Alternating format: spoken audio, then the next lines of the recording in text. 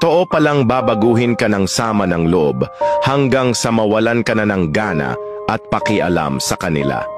Minsan, pain changes you in ways you never imagined. Yung tipong dati, ikaw yung laging nagka-care, laging nandyan para sa kanila. Pero dumating yung point na parang naubos ka na. Hindi dahil ayaw mo na, pero kasi napagod ka na sa paulit-ulit na sakit. Totoo nga pala yung sabi nila, pain can transform even the kindest hearts into silent, distant souls.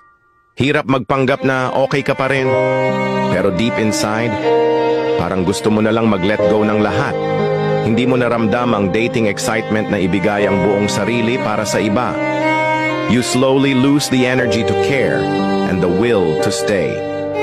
It's not about being selfish. It's about protecting what little peace is left in you. Kung minsan, ang paglayo ay hindi dahil galit ka. It's simply because you're choosing yourself for once.